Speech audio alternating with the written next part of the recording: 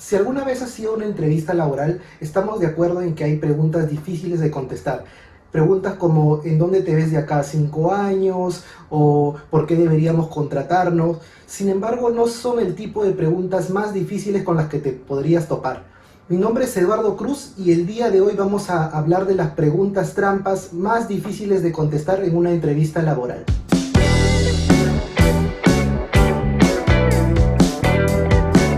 El primer tipo de preguntas trampa más difíciles de contestar son las preguntas de autoconocimiento.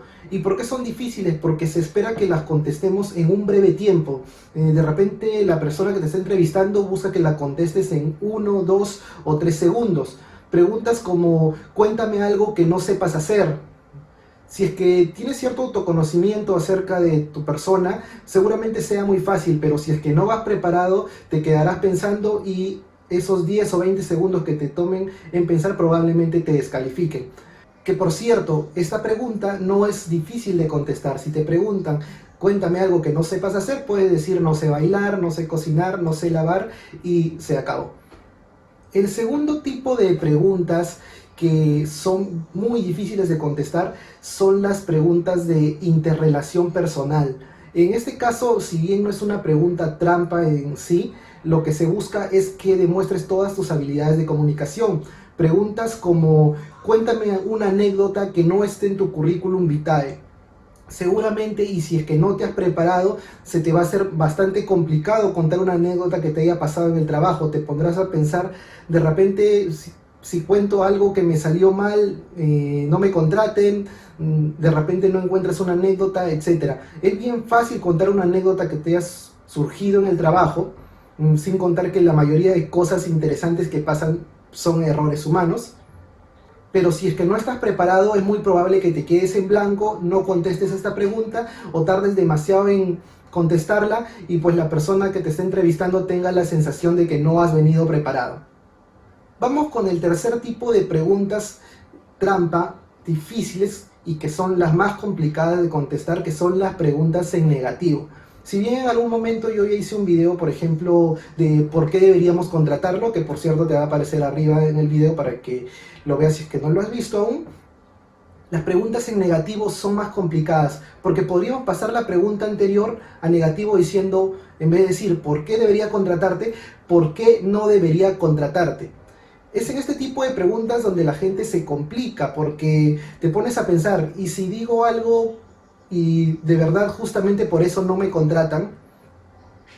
Y estoy 100% seguro de que si no estás preparado para esta pregunta probablemente vayas a caer. Pero tranquilo, al igual que las otras preguntas trampa, esto también tiene truco. Lo único que hay que hacer es conocer el puesto de trabajo, identificar alguna habilidad tuya o alguna habilidad que cuentes que no se requiere en ese puesto de trabajo y decirla. De repente el trabajo es para que trabajes aislado a 1000 metros de altura, como un amigo que conozco que trabaja en la mina aislado solo. Entonces no se requiere, por ejemplo, que trabajes en equipo.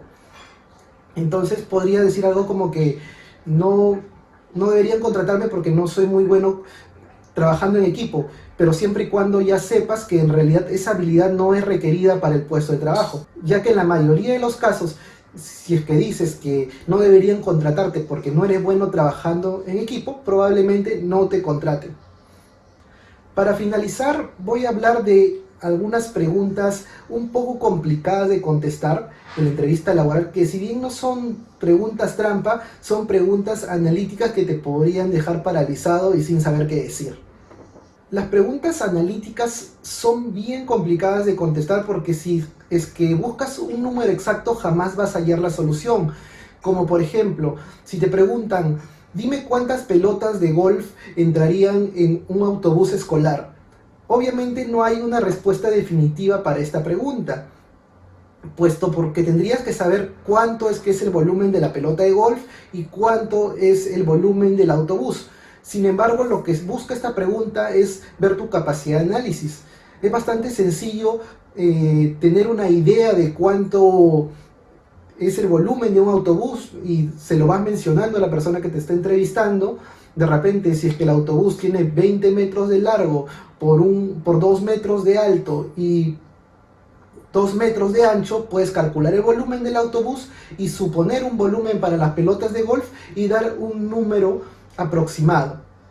Si bien es cierto que no va a ser preciso el número porque es imposible sin que te especifiquen cuánto mide la pelota de golf y cuánto mide el autobús, vas a demostrar que tienes una capacidad de análisis superior al resto de los participantes, que va a ser de repente el punto diferencial entre un participante u otro. Hay cantidad de preguntas de este tipo analíticas que, si bien no requieren una respuesta precisa, requiere que demuestres cómo es que lo estás calculando, y no solamente el proceso de análisis, sino también la creatividad que tengas para afrontar este tipo de preguntas. Si es que te gustó el vídeo, suscríbete, porque en el próximo vídeo estaré hablando un poco más acerca de estas preguntas analíticas, cómo contestarlas, y es más, hablaré de cómo es que Google utiliza estas preguntas en su entrevista laboral. No te olvides de darle like al vídeo y si te gustó, compártelo en tu Facebook o en tus redes sociales.